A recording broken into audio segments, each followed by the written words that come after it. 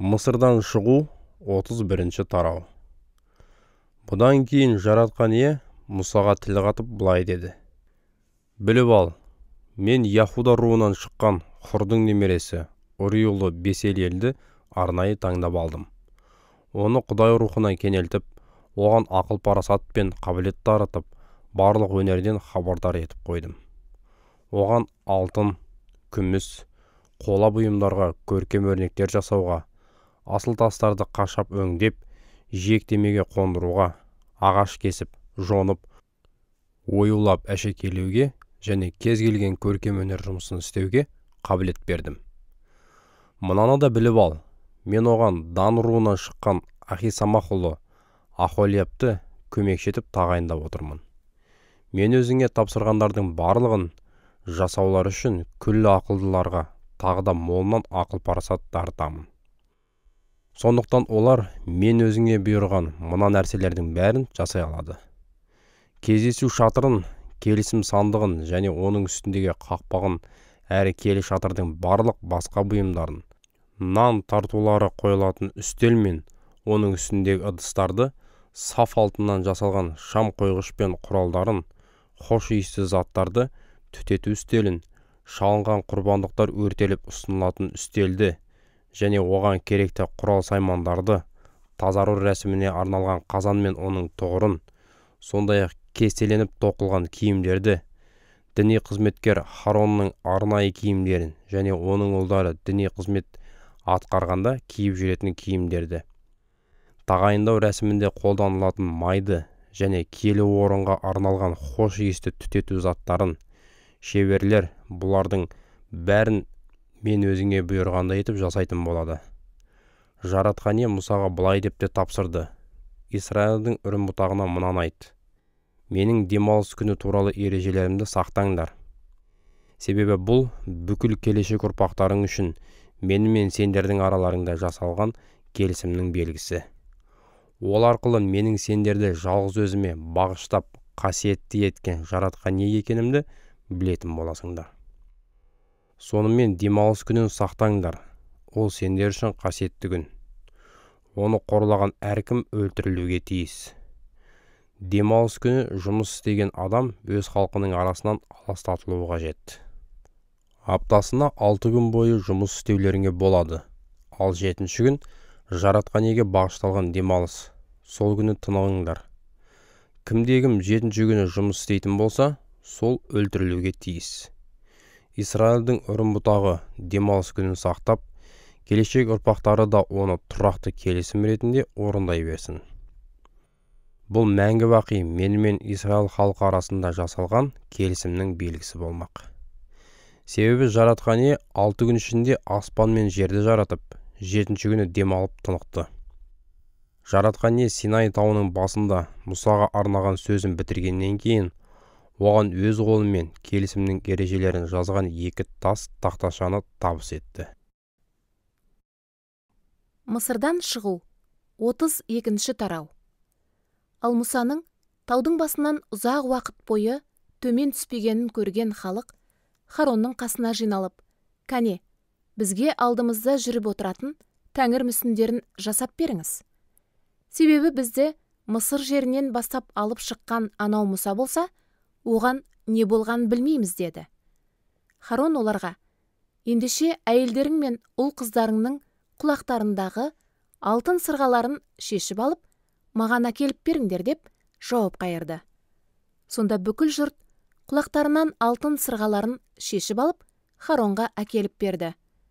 Харон сырғаларды қолдарынан қабыл алып, балқытып, құралмен қағып, жас бұқа мүсінін жасады. Сонда халық: «Әй Исраиль, сені Мысыр елінен бастап алып шыққан тәңірің осы» десті. Мұны көрген Харон мүсіннің қарсы алдынан құрбандық ұсынатын орын тұрғызып, қатты дауыстап: «Ертең жаратқан иеге арналған мейрам болады» деп жариялады. Олар келесі күні ерте тұрып, құрбандық шалып, өртеп жіберді.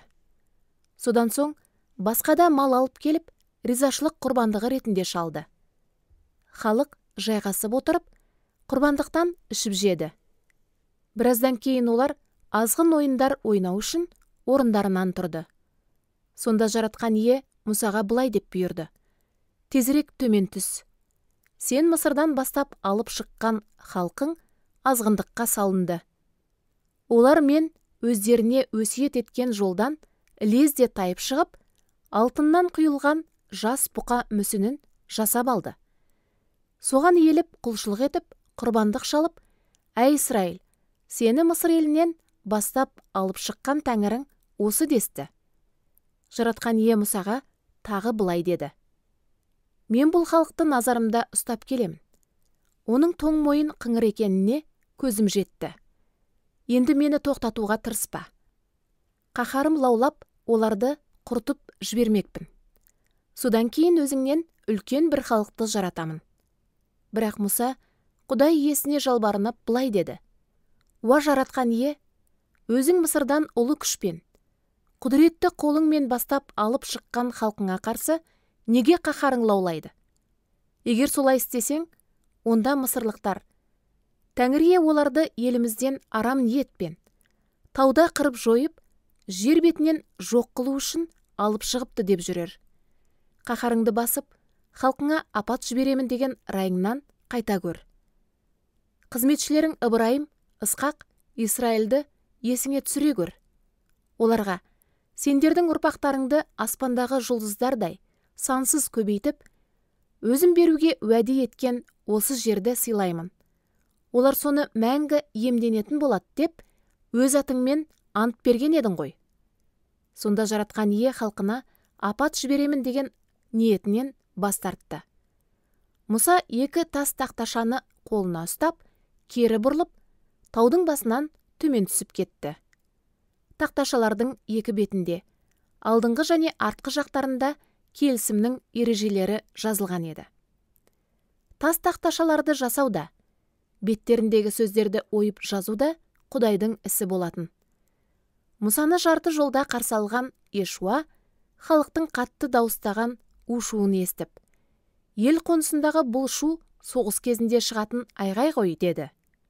Ал Мұса: бұл жеңістің қуанышты үні емес, жеңілістің зарлайтын үні де емес. Қайта мен айтылған ән жырларды естіп тұрмын деп жауап қайырды. Олар ел қонысына таяп, Мұса жас бұқа мүсінін әрі би билеген халықты көргенде қаһары лаулады. Содан ол тау етегінде тұрып, қолындағы тас тақташаларды жерге лақтырып жіберіп, быт-шытын шығарды. Бұдан кейін Исраилдіктердің жасап алған жас бұқа мүсінін алып, отқа салып құртты. Одан қалғанын ұнтақтап өгіп, суға араластырды да, соны халыққа ішкізді. Харонға қарап: осыншама зор күнәға батыратындай, мына халық саған не істеді деген сұрақ қойды. Харон: қаһарыңызды лаулата көрмеңіз, мырзам. Бұл халықтың жамандыққа бейім екенін өзіңіз білесіз ғой. Олар маған былай деді: бізге алдымызда жүріп отыратын тәңір мүсінін жасап беріңіз. Себебі бізді Мысыр жерінен бастап алып шыққан анау Мұса болса, оған не болғанын білмейміз. Мен оларға: кімнің алтын әшекейі болса, соларын шешіп алсын дедім. Олар маған алтындарын беріп, мен оны отқа салдым. Сонда одан әлгі жас бұқа шыға келді деп жауап берді.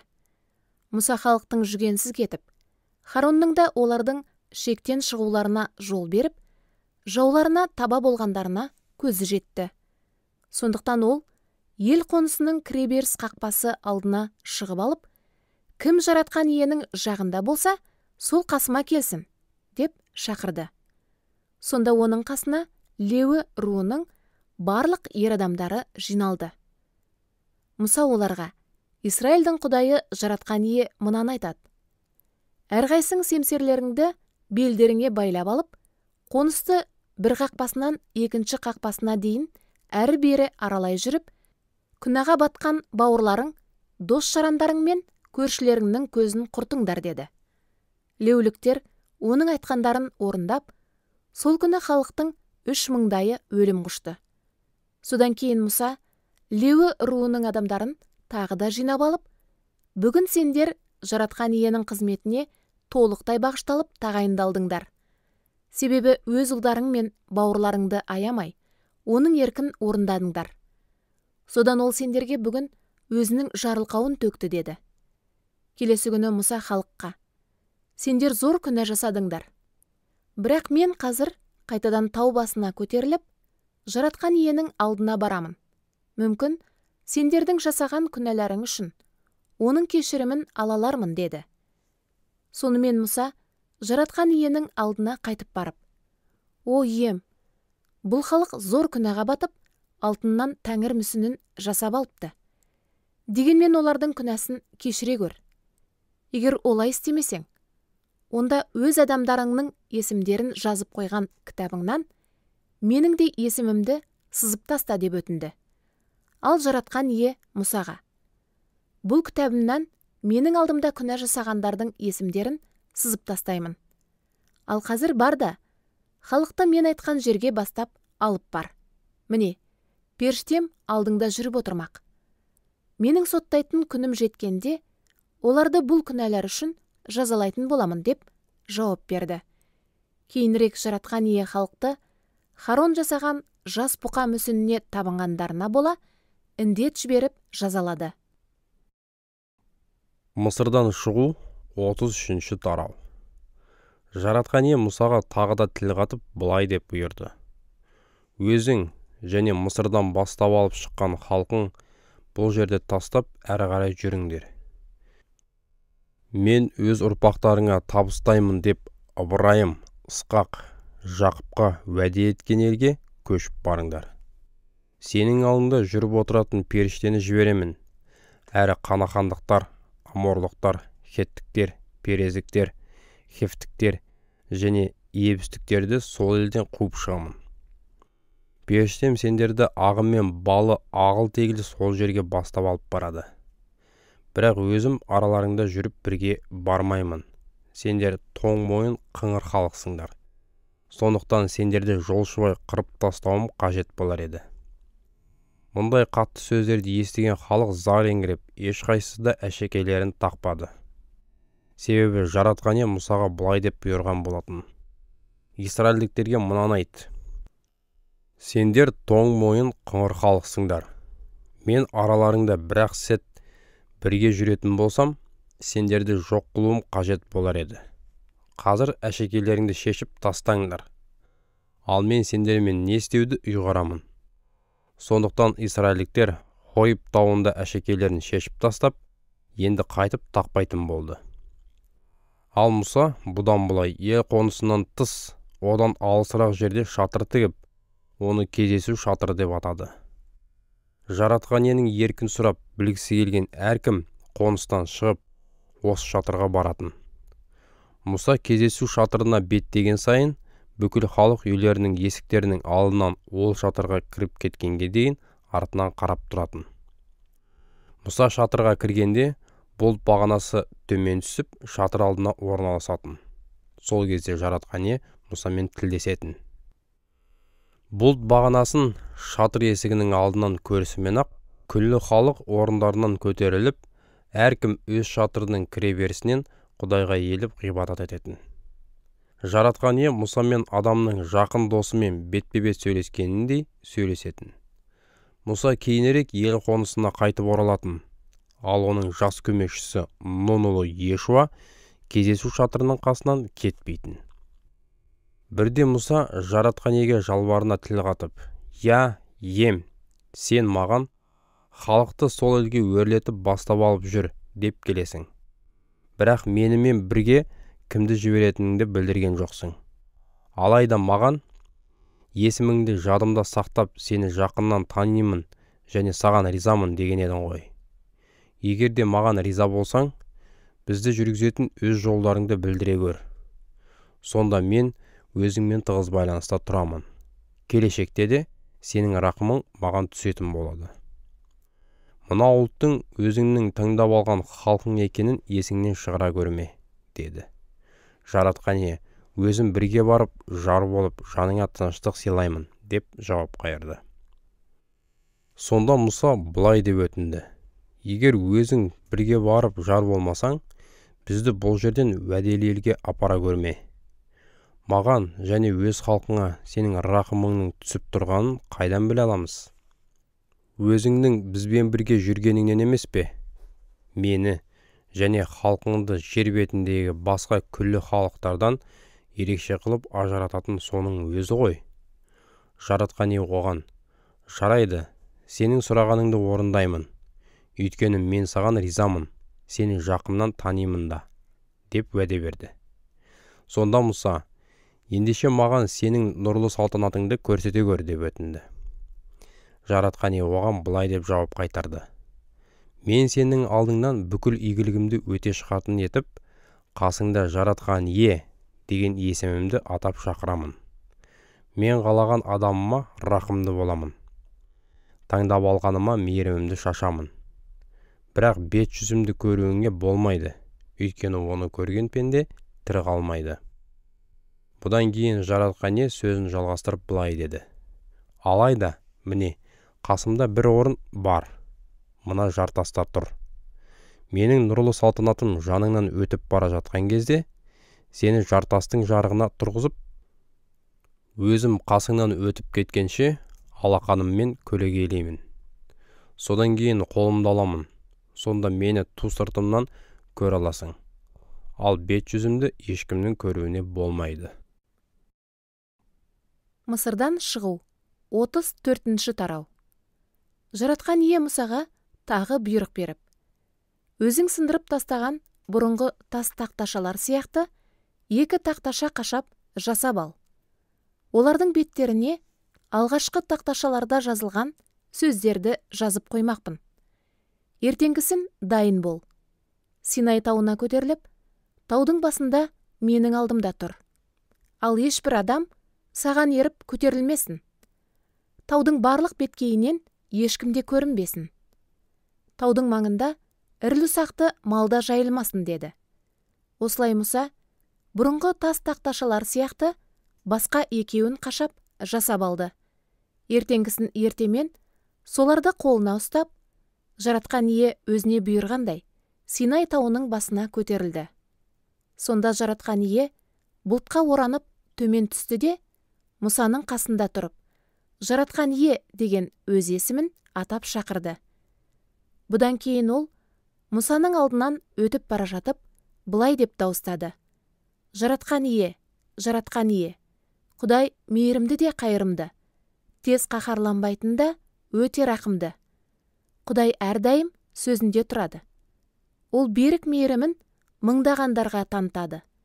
Өзіне қарсы шығып, теріс қылықтарды жасаған күнәкарды да кешіруге дайын тұрады. Ал қасарысқанды жазасыз қалдырмайды.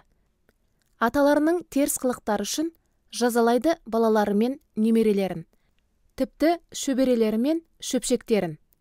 Мұса дереу жерге дейін иеліп тағзым етіп: уа ием, егер сен маған риза болсаң, онда өзің арамызда жүріп жар бола көр. Бұл тоң мойын қыңыр халық. Әйтсе де жасаған әділетсіз істерімізбен күллі күнәларымызды кешіріп, бізді өзіңнің меншікті халқың ретінде қабылдай көр, деп өтінді. Бұған Жаратқан ие былай деді: міне, мен сендермен келісім жасамақпын. Халқыңның көз алдында бұған дейін жер бетінде ешбір ұлттың арасында болып көрмеген кереметтерді жүзеге асырмақпын. Өзің бірге тұрып жатқан бүкіл халқың мен, Жаратқан ие, сендер үшін жасайтын, үрей туғызатын ғажап істерді көретін боласыңдар. Ал сендер менің өздеріңе бүгін беріп тұрған бұйрықтарымды орындайтын болыңдар. Біліп алыңдар, мен алдарыңнан жүріп отырып, аморлықтар, қанахандықтар, хеттіктер, перездіктер, хевтіктер және эбустіктерді елден қуып шығамын. Сол елге кіргенде, оның тұрғындарымен қандай да бір келісім жасаудан сақтаныңдар. Олай етпесеңдер, олар сендерді күнәға батыратын тұзақ болады. Қайта, солардың құрбандық ұсынатын орындарын бұзып, қиратып, табынатын тас мүсіндерін талқандап, әйел тәңірлері Ашираға бағышталған ағаш бағаналарын шауып тастаңдар. Менен, Жаратқан иеден басқа ешбір тәңірге құлшылық етпеңдер. Себебі бір атағым қызғаныш. өзімді шын көңілмен сүйіп, түгелдей бағышталуларыңды талап еткен Құдаймын. Сонымен сендер сол елде тұратындармен келісім жасаудан сақтаныңдар. Әйтпесе олар маған сенімсіздік танытып, өз тәңірсымақтарына арнап құрбандық шалып, құлшылық еткенде сендерді де шақырады. Осылай сендер сол құрбандықтарынан жеп, өздерің де жалған тәңірлерге табынатын боласыңдар. Ұлдарыңа олардың қыздарын алып бермеңдер. Әйтпесе сол келіндерің шынайы Құдайға опасыздық жасап, өздерінің жалған тәңірлеріне құлшылық еткенде, сендердің ұлдарыңа да солай істетпек. Тәңір мүсіндерін жасамаңдар. Жыл сайын ашымаған нан мейрамын тойлаңдар. Өзім бұйырғандай, 7 күн бойы аштықсыз пісірілген нан жеңдер. Мұны көктемнің Абиб айының белгіленген мезгілінде өткізіңдер.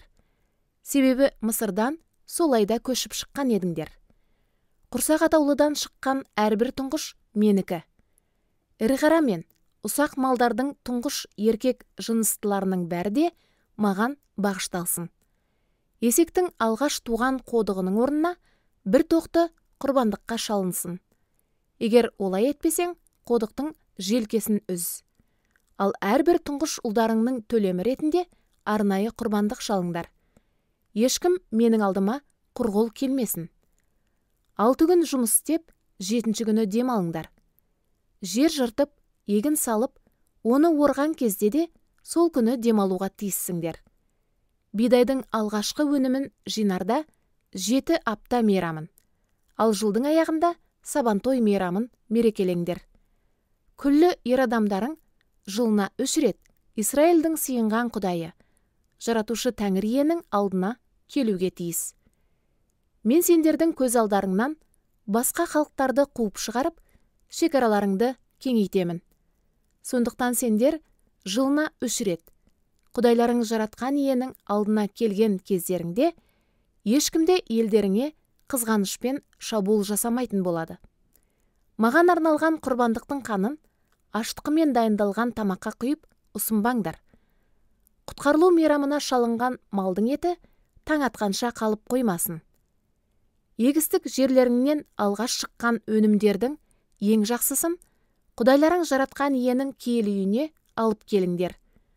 Лақтың етін енесінің сүтіне пісірмеңдер.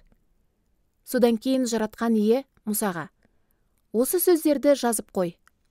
Мен сенімен және бүкіл Исраил халқымен келісімімді солардың негізінде жасаймын деп бұйырды. 40 күн, 40 түн бойы Мұса сол жерде жаратқан иенің қасында болып, нан да жемеді, су да ішпеді. Ол тас тақташаларға келісімнің сөздерін, 10 өсиетті жазды. Бұдан кейін Мұса келісімнің ережелері жазылған 2 тас тақташаны қолына ұстап, Синай тауынан төмен түсті. Ол жаратқан иемен тілдескендіктен, бет жүзі нұр шашып жарқырап тұрды. Ал өзі мұны білген де жоқ. Харон және күллі Исраилдіктер Мұсаны көргенде, міне ғажап, оның беті нұрланып, жарқырап тұрды. Сондықтан оның қасына жақындаудан қорықты. Бірақ Мұса шақырған соң, Харон мен халықтың барша рубасылары қайтадан қасына жиналып, Мұса оларға сөзін арнады. Бұдан кейін Исраилдіктердің бәрі де оның қасына келіп, Мұса оларға жаратқан иенің Синай тауының басында өзімен тілдескенде тапсырған бүкіл өсиеттерін айтып берді. Олармен сөйлесіп болғаннан кейін, Мұса бетін пердемен жауып алды. Ал жаратқан иенің алдына барып, онымен тілдесу үшін арнайы шатырға кірген сайын, қайтадан сыртқа шыққанша, Мұса бетіндегі пердені алып тастайтын. Шатырдан шыққаннан кейін ол Исраил халқына жаратқан иенің тапсырған өсиеттерін жеткізетін. Сол кезде Исраилдіктер Мұсаның бет жүзінің нұр шашып, жарқырап тұрғанын көретін. Мұса қайтадан жаратқан иенің алдына барып, онымен тілдескенше, бетін пердемен жауып алатын. Мысырдан шығу 35-ші тарау. Мұса Исраилдің үрім бұтағының бүкіл қауымын жинап алып, оларға былай деді: Жаратқан ие орындауға мынаны бұйырған: 6 күн жұмыс істеуге арналған, ал 7-ші күн сендер тынығып демалатын, жаратқан иеге бағышталған киелі күн болсын. Сол күні жұмыс істеген әркім өлтірілуге тиіс. Барлық тұрған жерлеріңде демалыс күні тіпті отта жақпаңдар. Мұса жиналған бүкіл Израиль қауымына сөзін жалғап былай деді: Жаратқан ие сендерге мынаны тапсырды: қолдарыңда барларыңнан жаратқан иеге арнап тарту беріңдер.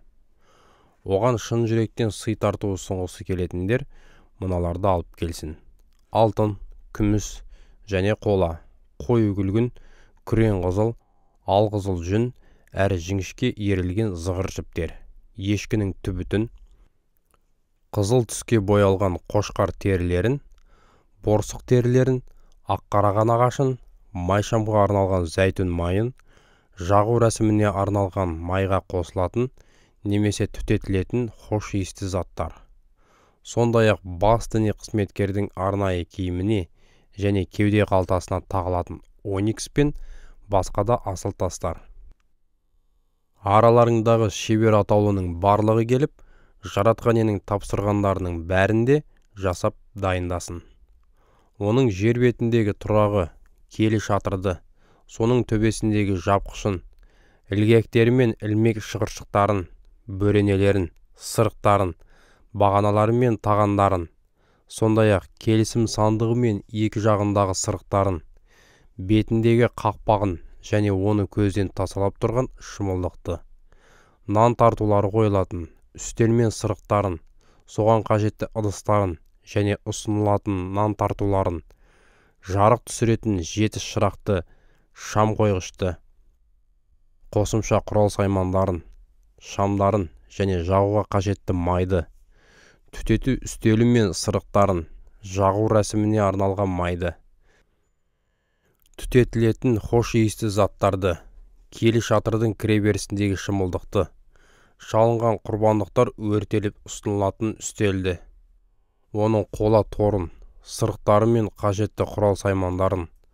тазарау рәсіміне арналған қола қазан мен тұғырын, ауланы қоршайтын бағаналарды тағандары, перделерімен қоса, сондай-ақ ауланың кіреберісінің перделерін, шатырдың және ауланың қазықтары мен арқандарын, қасиетті орында қызмет атқарғандардың әдемі тоқылған киімдерін және діни қызметкер Харон мен оның ұлдарының арнайы киімдерін дайындасын.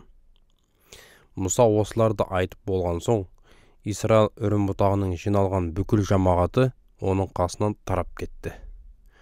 Мұнан кейін шын жүректен, өз еркімен жаратқан иеге арнап сый тартулар берілгері келген барлығы да соларын алып келді.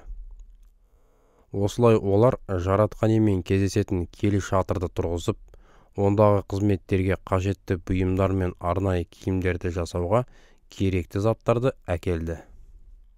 Осыған ерік білдіргендердің бәрі де, еркек болсын, әйел болсын, келді. Олар түрлі-түрлі алтын әшекейлерін, білезік, сырға жүзік, алқаларын әкеліп, жаратқан иеге бағыштап ұсынды. Қой үгілгін, күрең қызыл, алқызыл жүн және жіңішке зығыр жіптері мен ешкінің түбіті, қызыл түске боялған қошқар терісі әрі борсықтың терісі барлары да соларын әкеліп берді. Күміс пен қоладан тарту әкелгендер де оларын жаратқан иеге арнады. Кімде аққараған ағашы бар болса, солда ағашын келі шатыр үшін қолдануға ұсынды. Жіп ере алатын шебер әйелдер қой үкілгін, күрең қызыл, алқызыл жүн не жіңішке зығыр жіптерді өз қолдарымен иіріп әкелді. Түбіт иіре алатын барлық қабілетті әйелдер түбіт иірді. Рубасылары оникс және басқа да асыл тастарды Харонның арнайы сырт киімі мен кеуде қалтасы үшін алып келді. Олар сондай-ақ майшамдарға, жағу рәсіміне және түтетілуге арнап зәйтүн майы мен хош иісті заттарды да ұсынды. Израильдің барлық әйелдері мен ер адамдары жаратқан иенің Мұса арқылы істеуге тапсырған күллі жұмыстары үшін өз жүрек қалаулары мен жаратқан иеге арнап ерікті сый тартуларын алып келді. Содан Мұса Израильдің ұрын бұтағына былай деді: «Біліп алыңдар, жаратқан ие Яхуда руынан шыққан Ури ұлы Хур немересі Беселиелді арнайы таңдап алды. Оны Құдайдың рухына кенелтіп, оған ақыл парасат пен қабілет дарытып, барлық өнерден хабардар етіп қойды. Ол Беселелге алтын, күміс, қола бұйымдарға керемет көркем өрнектер жасауға, асыл тастарды қашап өңдеп, жиектемеге қондыруға, ағаш кесіп, оюлап әшекелеуге және кез келген көркем өнер жұмыстарын істеуге қабілет берді. Мұның үстіне жаратқан ие Беселелге және Дан руынан шыққан Ахисамах ұлы Ахолиапқа басқаларға тәлім беру дарынын да сыйлады. Тәңір ие сол екеуін қандай да болсын жұмысты істей алатын қабілетке кенелтті. Сондықтан олар зергерлер, жобалар ойлап шығаратын көркемдеушілер, шебер тоқымашылар ретінде, не болмаса қою күлгін, күрең қызыл, алқызыл жүн және жіңішке зығыр жіптермен кеселеп тоқушылар ретінде әрқилы бұйымдарды әсем тоқып, күрделі жобаларды ойлап шығарып, жүзеге асыра алады. Мысырдан шығу. 36 тарау. Ендеше Беселиел мен Ахолиапта жаратқан ие киелі шатырды дайындап, тұрғызып, жабдықтаудың бүкіл жұмысын іске асыруға ақыл парасат пен қабілет тартқан барлық басқа шеберлер де оның тапсырғандарын түгелдей жасап шығарсын. Осылайша Мұса Беселиел мен Ахолиапты да жаратқан ие ақыл парасат пен шеберлік тартқан, шын жүректен келіп, жұмыс істеуге тілек білдірген тағы басқалардың барлығында жұмыстарына кірісуге шақырды. Олар Израиль халқы киелі шатырды тұрғызуға арнап әкелген сый тартуларының барлығын Мұсадан қабылдап алды. Бұдан кейінде халық күн сайын ертеңмен Мұсаға өз еріктерімен сый тартулар әкеліп жатты. Сонда киелі шатырды дайындап жатқан шеберлер жұмыстарын тастап, Мұсаның алдына барып, халық жаратқан ие тапсырған іске қажетті заттарды мөлшерден тыс әкеліп жатыр деп баяндады. Содан Мұса жарлық шығарып, оны ел қонысына таратқызды. Бұдан былай бірде-бір еркек не әйел киелі шатырға арнап заттар дайындап жасамасын. Сонда израильдіктер сый тарту әкелулерін тоқтатты. Өйткені олардың осыған дейін әкелгендері барлық жұмыстарды атқаруға жетіп, тіпті қажетті мөлшерден артылып жатты. Сонымен күллі дарынды шеберлер бірігіп, жұмыс істеп, киелі шатырды құруға қажетті заттарды жасап дайындады. Олар жіңішке зығыр және қою күлгін, күрең қызыл, алқызыл түсті жүн жіптерден шатырдың 10 жабынын тоқыды. Солардың бетіне керубтердің бейнелері шеберлікпен кестеленді. Барлық жабындардың көлемі бірдей еді. Ұзындығы 28, ені 4 шынтақ. Шеберлер Беселиелдің басшылығымен жабындарды 5-5-тен қатарластыра біріктіріп, тігіп шықты. Осылай біріктірілген екі жапқышты бір-біріне қосу үшін олар әрқайсысының бір жақ шетіне қою күлгін жіптен баулық сияқты 50 ілгектен дайындап бекітті. Мұнан кейін шеберлер екі жапқыштың жиегіндегі 50-50-ден жасалған ілгектерді бірдей қашықтықта бір-біріне тұспа-тұс келтірді. Алтыннан 50 ілмек шығыршық жасалып, солармен жапқыштың екі жартысы біріктірілді. Осылайша киелі шатыр бір тұтас жапқышпен жабылатын болды. Шатыр төбесін жабу үшін түбіттен тағы 11 жабын тоқылды. Барлық 11 жабынның көлемі бірдей еді. Ұзындығы 30, ені 4 шынтақ. Шеберлер 5 жабынды бір бөлек, келесі 6 жабынды бір бөлек қатарластыра біріктіріп тікті. Осылай біріктірілген екі жапқышты бір-біріне қосу үшін әрқайсысының бір жақ шетіне баулық сияқты 50 ілгектен дайындалып бекітілді. Қоладан 50 ілмек шығыршық жасалды. Ілгектер солармен бекітіліп, шатырдың төбесі осы бір тұтас жапқышпен жабылатын болды.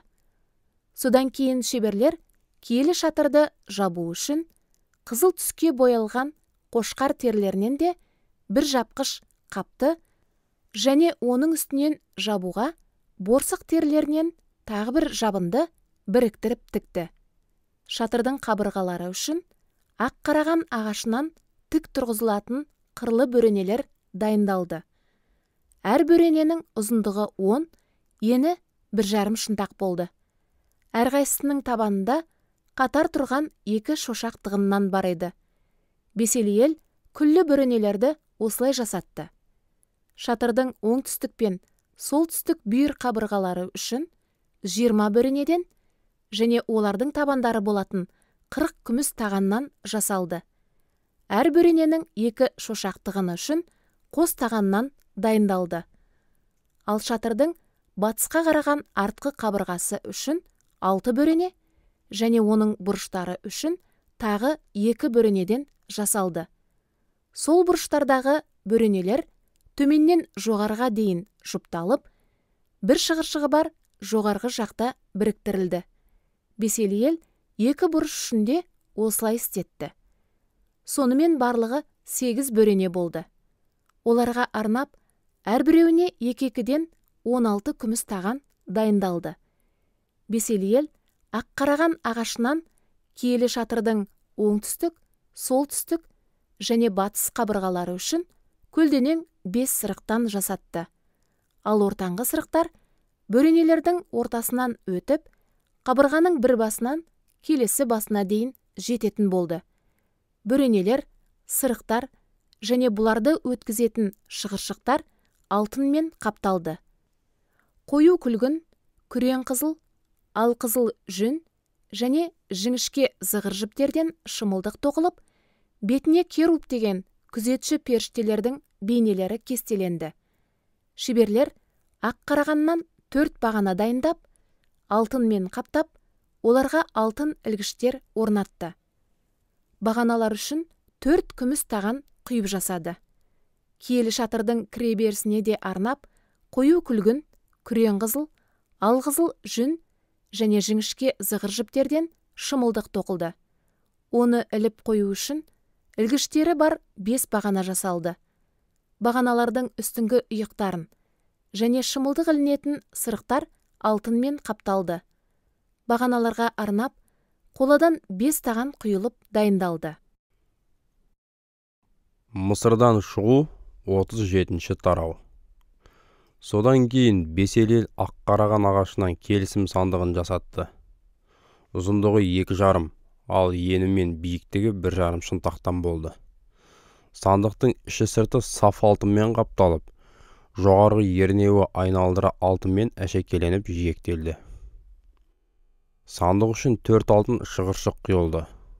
Олар төменгі 4 бұрышына, екеуі бір жақ бүйіріне, қалған екеуі қарама-қарсы бүйіріне арналған еді. Мұнан кейін Беселиел ақ қарағаннан сырықтар жасатып, алтынмен қаптатты. Сандықты көтеріп алып жүру үшін сырықтарды оның 2 бүйіріндегі шығыршықтардан өткіздіріп қойды. Сандықтың қақпаған ұзындығы 2,5, ені 1,5 шынтақ етіп, саф алтыннан жасатты. Қақпақтың 2 жақ шетіне керуб деген күзетші періштелердің 2 мүсінін алтыннан балғамен соққызып жасатты. Олар қақпақпен бірге бір тұтас алтыннан соғылып жасалды. Керуб мүсіндері жоғары жайған қанаттарымен қақпақты көлегейлеп, беттерін бір-біріне бағыттап, қақпаққа қарап тұрды. Беселиел ақ қарағаннан ұзындығы 2, ені 1, биіктігі 1,5 шынтақ үстелде жасатты. Ол саф алтынмен қапталып, жақтауы айналдыра алтынмен қапталды. Шеберлер үстелдің бетін айналдыра 4 елі бойы ернеумен жиектеп, соны да алтынмен қаптады. Мұнан кейін олар 4 алтын шығыршық құйып жасап, оларды үстелдің аяқтары орнатылған 4 бұрышына бекітті. Үстелді көтеріп алып жүруге арналған сырықтар өткізілетін осы шығыршықтар ернеу жиегіне жақын орнатылды.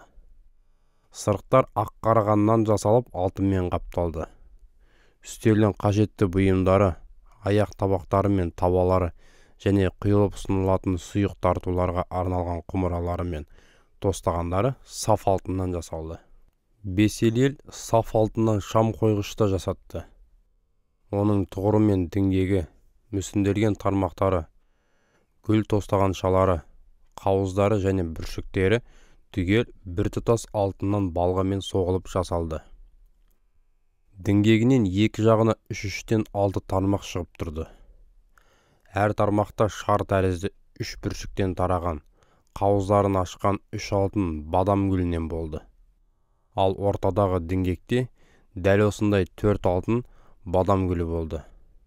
Бұл гүлдердің бүршіктері екі жаққа созылған 3 жұп тармақтың діңгектен шыққан жерлерінің астыңғы жағында орналасқан еді. Тармақтарымен, бүршіктерімен бірге шам қойғыш түгелде біртұтас саф алтыннан балғамен соғылып жасалды. Беселе шам қойғыштың 7 май шамын, білте түзеткіштері мен табақшаларында саф алтыннан жасатты. Шам қойғыш пен қажетті құрал жабдықтар үшін бір ат басында алтын жұмсалды. Бесел ел шеберлерге ақ қараған ағашынан хош иісті заттарды түтету істерінде жасатты. Ол 4 бұрышты, ұзындығы мен ені 1, биіктігі 2 шынтақтан болды. Үстел, үстіңгі жағындағы 4 бұрышынан мүйіз сияқты шығып тұрған шошақтарымен біртұтас жасалды.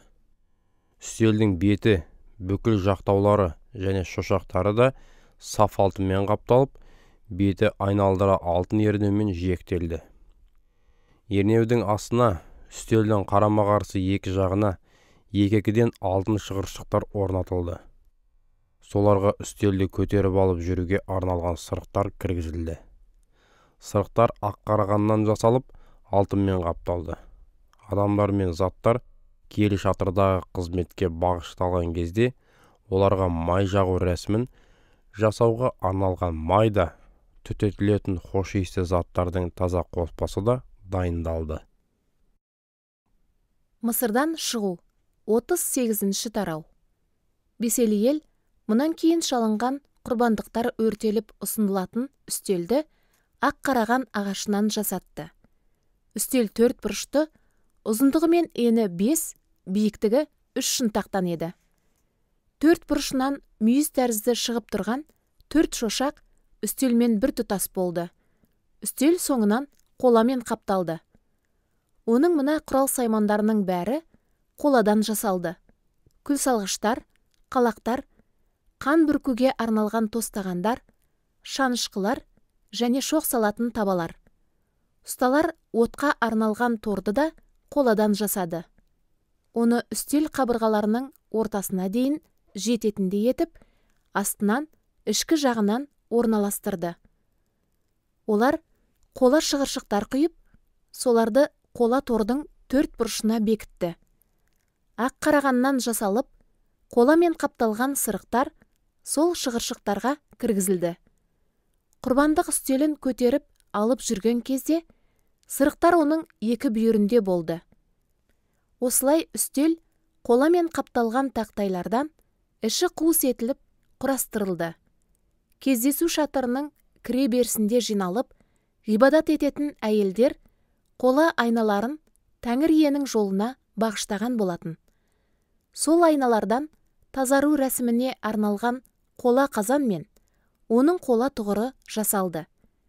Мұнан кейін Беселі ел киелі шатырдың ауласын жіңішке зығыр жіптен тоқылған перделермен қоршатты.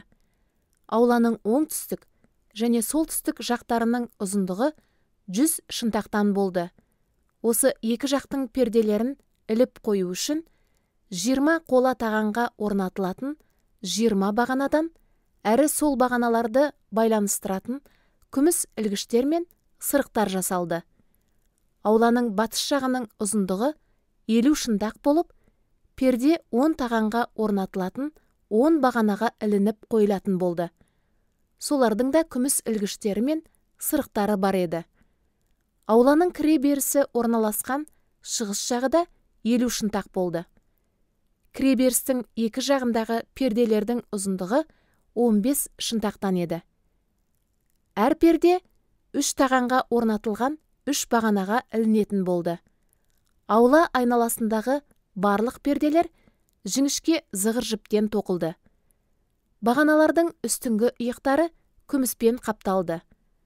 Бағаналарға арналған тағандар қоладан құйылып, ілгіштер мен перделер ілінетін сырықтары күмістен жасалды. Бүкіл бағаналар бір-бірімен сол күміс сырықтар арқылы байланыстырылды.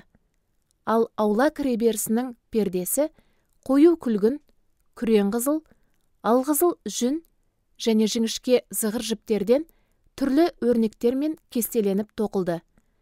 Оның ұзындығы 20 шынтақ, биіктігі аула перделерінікі сияқты 5 шынтақ еді. Қола тағанға орнатылған 4 бағана күміс ілгіштерімен, сырықтарымен бірге дайындалды. Перде соларға ілінетін болды. Бағаналардың үстіңгі иықтары күміспен қапталған еді. Ауланы қоршаған бағаналар мен киелі шатырдың өзін бекітуге қажетті күллі қазықтар қоладан жасалды. Келісімнің айғақтары сақталатын киелі шатырды дайындауға жұмсалған заттардың есебі төменде берілген. Мұсаның бұйрығы бойынша леуліктер діни қызметкер Харон ұлы Ітамардың басшылығымен осы есепті жүргізді. Яхуда руынан шыққан Ури ұлы Хур немересі Беселиел жаратқан иенің Мұсаға тапсырғандарының бәрінде жүзеге асырды. Оның көмекшісі Дан руынан шыққан Ахисамах ұлы Ахолиап болды. Ол зергер, өрнектер ойлап шығаратын көркемдеуші, сондай-ақ қою күлгін, күрең қызыл, алқызыл жүн және жіңішке зығыр жіптерден кесте тоқитын тоқымашы еді. Жаратқан иеге тербеп ұсынылған тартулардан киелі шатырдың күллі жұмыстарына жұмсалған алтынның барлық мөлшері 29 атпасындай және 730 ресми мысқал болды. Қауымның санаққа енгендерінен жиналған күміс мөлшері 1775 ресми мысқал болды. Санаққа енген жасы 20-ға толған, не одан асқан барлығы 603.550 ер адам еді. Олардың әрбіреуі бір бекадан күміс берді. Бека ресми мысқалдың жарты мөлшері. 100 атпасындай күміс киелі шатыр мен перделерге арналған бағаналардың 100 тағандарын құюға кетті. Әр тағанға бір атпасындай күмістен. 1775 мысқал күміс бағаналардағы ілгіштер мен сырықтарды жасап, бағаналардың үстіңгі иықтарын қаптауға жұмсалды. Тәңір иеге тербеп ұсынылған қола тартудың салмағы 700 атпасындай және 2400 мысқал болды. Осы қоладан кездесу шатырының кіреберісіндегі бағаналардың тағандары, құрбандық үстелі мен оған қажетті құрал саймандар жасалды.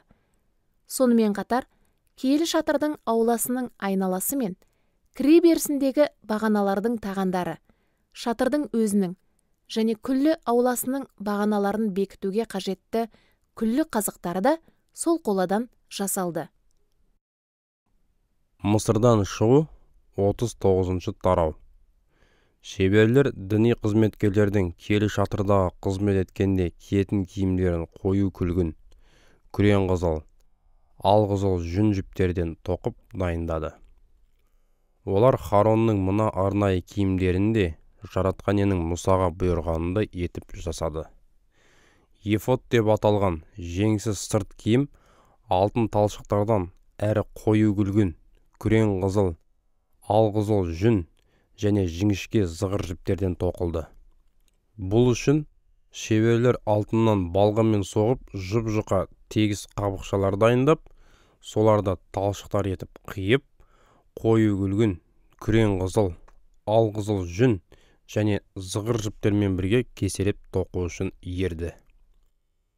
Сырт киімнің алдыңғы, артқы бөліктерінің жоғарғы жақтарын бір-бірімен байланыстырып тұратын екі иық жапсырмасы да жасалды. Сырт киімді байлап тұратын белбеу де дәл киімнің өзі сияқты алтын талшықтар мен және қою күлгін күрең қызыл, алқызыл, жүн әрі жіңішке зығыр жіптермен жаратқан иенің Мұсаға тапсырғанындай кестеленіп тоқылды. 2 оникс тасы әшекелі алтын жиектемелерге қондырылып, олардың бетіне мөр жасайтын зергерлік мәнермен Израильдің 12 руының аттары ойылып жазылды. Жиектемелерге қондырылған осы 2 тас жаратқан ие Мұсаға бұйырғандай сырт киімнің иық жапсырмаларына бекітілді. Олар Израильдің үрім-бұтағын рақыммен ескере көр деген өтінішті білдіретін тастар болды. Жеңсіз сырт киім сияқты кеуде қалта да алтын талшықтармен және қою күлгін күрең қызыл, алқызыл түсті жүн әрі жіңішке зығыр жіптермен кестеленіп тоқылды. Ол ені мен көлденеңі жарты шынтақтан 4 бұрышты 2 қабат етіп дайындалды. Оған асыл тастар 4 қатарға тізіле қадалды. Бірінші қатарға рубин, топаз, изумруд, екіншісіне лағыл, сапфир, алмас, үшіншісіне жақұт, жүзақ, аметист, ал 4-ші қатарға зүбәржат, оникс, яспис тастары алтын жиектемелерге безендіріле қондырылды. Асыл тастардың саны 12 болды. Израильдің әрбір руы үшін 1 тастан. Осылай әр тасқа Израильдің бір руының аты мөрдегідей ойылып жазылды. Шеберлер кеуде қалта үшін саф алтын талшықтардан арқан тәрізді ширатып шынжыр баулар өрді. Олар алтыннан 2 жиектеме мен 2 шығыршықта жасап, соларды төс қалтаның жоғарғы 2 бұрышына бекітті. Өрілген 2 алтын шынжыр бауды осы алтын шығыршықтардан өткізіп, қалған ұштарын иық жапсырмаларының үстіндегі оникс тастарының 2 жиектемесіне бекітіп, солармен алдыңғы жақтан байланыстырды. Шеберлер тағы 2 алтын шығыршық жасап, оларды кеуде қалтаның төменгі 2 бұрышына, оның сырт киімге қараған астыңғы жағынан бекітті. Осындай басқа да 2 алтын шығыршық жасалды. Олар жеңсіз сырт киімнің алдыңғы жағында оның артқы, алдыңғы бөліктерінің түйіскен жеріне таман, қолтықтың астынан, белбеудің үстінен бекітілді. Бұл шығыршықтар қою күлгін баулар арқылы қалтаның төменгі жағындағы шығыршықтармен байланыстырылды. Осылайша кеуде қалта орнынан қозғалмай, белбеудің үстіңгі жағында берік тұратын болды. Бұл жаратқан иенің Мұсаға бұйырғанына сай еді. Жеңсіз сырт киімнің ішінен киетін сырт көйлек қою күлгін жүн жіптен тоқылды. Оның жоғарғы жағында бас сиятындай ойығы болды. Ал тарқатылып кетпеу үшін ойықты айналдыра жаға іспетті қаптама жасалды. Сырт көйлектің етегін айналдыра қою күлгін, күрең қызыл, алқызыл түсті жүн және жіңішке зығыр жіптерден тоқылып жасалған анар жемістері, әрі олардың араларында кішкене саф алтын қоңыраушалар кезекпен ілініп тұрды. Харон киелі шатырда қызмет атқарған кезде, жаратқан иенің Мұсаға бұйырғанындай, етегінде қоңыраушалар мен анарлар бар осы сырт көйлекті киіп жүруге тиіс еді. Харон мен ұлдарына арнап бедерлі бәтестен ұзын көйлек тігілді. Бәтестен сәлде мен өзге бас киімдер де дайындалды.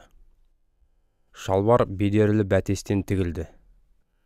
Жалпақ белбеу жіңішке зығыр және қою күлгін, күрең қызыл, алқызыл түсті жүн жіптерден кеселеніп тоқылды. Бәрі де жаратқан иенің Мұсаға бұйырғанындай болды. Саф алтыннан кішкене тақташа жасалып, бетіне жаратқан иеге бағышталған деп мөр жасайтын зергер мәнерімен ойылып жазылды. Бағышталудың белгісі болған алтын тақташа қою күлгін баумен сәлдеге алдыңғы жағынан бекітілді. Ол да жаратқан иенің Мұсаға бұйырғанындай болды. Сонымен киелі шатырдың, яғни жаратқан иемен кездесу шатырының бүкіл жұмыстары аяқталды. Израильдіктер бәрінде дәл жаратқан иенің Мұсаға бұйырғанындай жасаған еді. Олар Тәңір иенің жер бетіндегі тұрағы, киелі шатыр мен оның барлық бұйымдарын Мұсаға алып келді.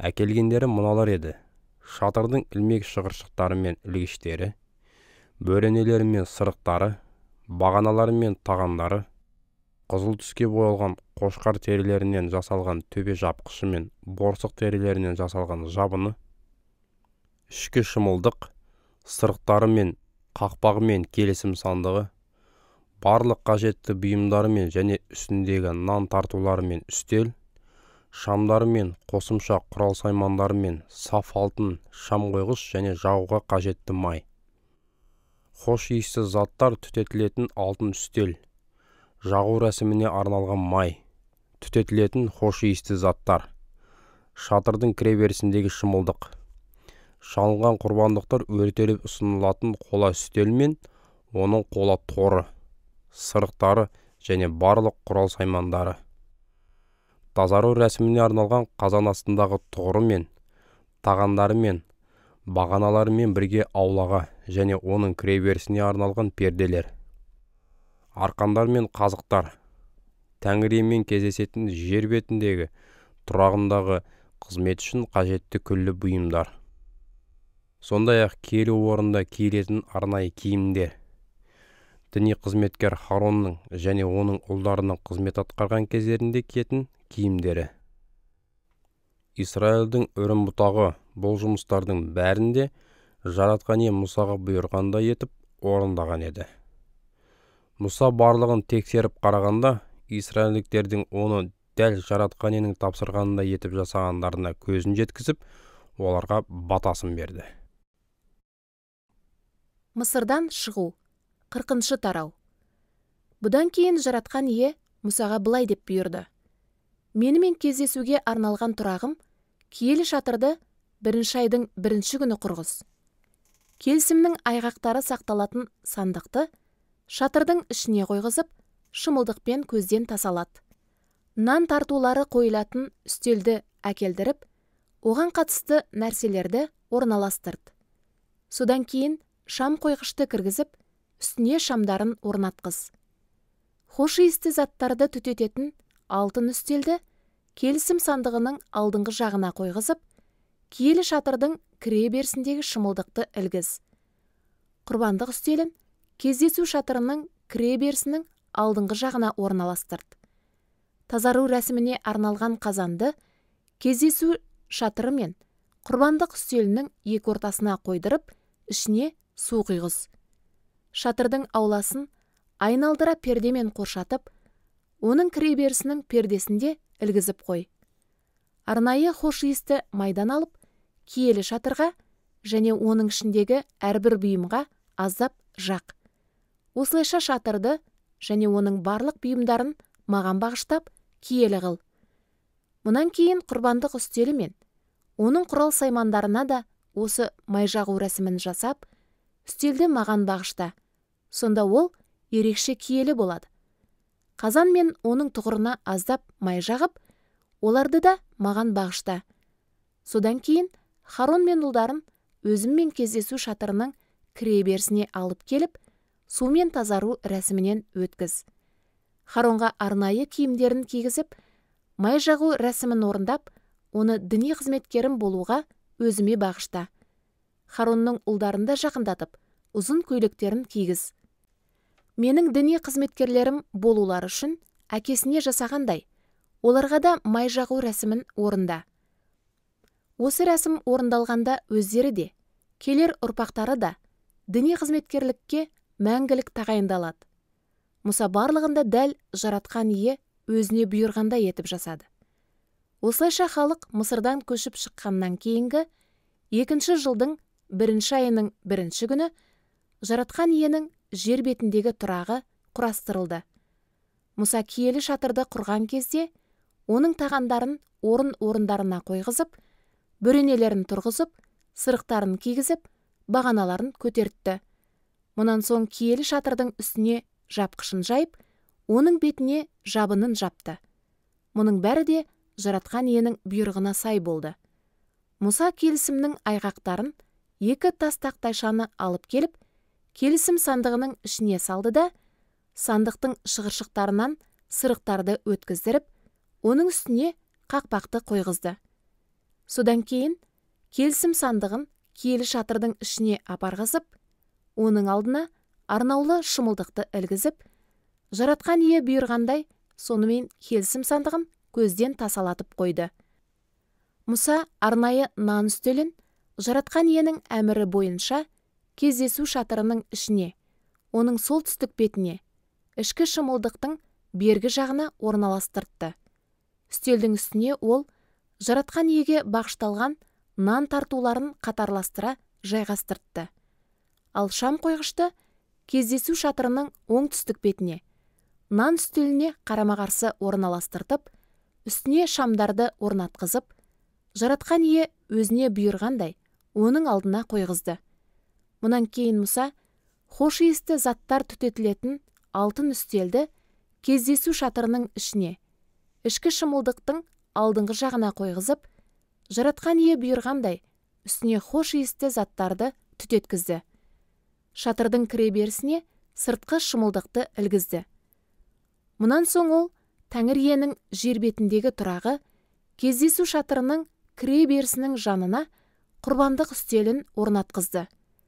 Оның үстінде ол шалынған құрбандықтарды және астық тартуларын жаратқан иенің бұйырғанындай оған арнап өртеп жіберді. Мұнан кейін Мұса қазанды кездесу шатыры мен құрбандық үстелінің ортасына орналастыртып, тазару рәсімін орындау үшін ішіне су құйғызды. Мұса мен Харон және оның ұлдары содан су алып, қол-аяқтарын жуатын болды. Олар кездесу шатырына кірген және құрбандық үстеліне жақындаған сайын, жаратқан ие Мұсаға бұйырғандай, осы тазару рәсімін орындап отырды. Ең соңында Мұса киелі шатыр мен құрбандық үстелінің айналасындағы ауланы қоршатқызып, оның кіре берісіндегі пердені ілгізді. Осылай Мұса барлық жұмыстарды аяғына дейін жүзеге асырды. Сонда кездесу шатырын бағана тәрізді бұлт басып, жаратқан иенің жер бетіндегі тұрағы оның нұрлы салтанатына кенелді. Мұса кездесу шатырына кіре алмады. Себебі оны бұлт жауып, жаратқан иенің жер бетіндегі тұрағы оның нұрлы салтанатына бөленді. Бұлт тұрақтан жоғары қарай көтерілген кезде ғана Израильдің үрім бұтағы жолға жиналып, көштерін жалғастыратын. Олар бұлт жоғары көтерілмейінше жолға шықпай, бұлттың көтерілуін күтетін. Осылайша жаратқан иенің бағана тәрізді бұлты киелі шатыр үстінде күндіз тұрып, түнде бұлт ішінен от жанып, бәріне де көрінетін. Израиль халқы мұны көшіп қонып жүрген уақытының бәрінде көріп отырды.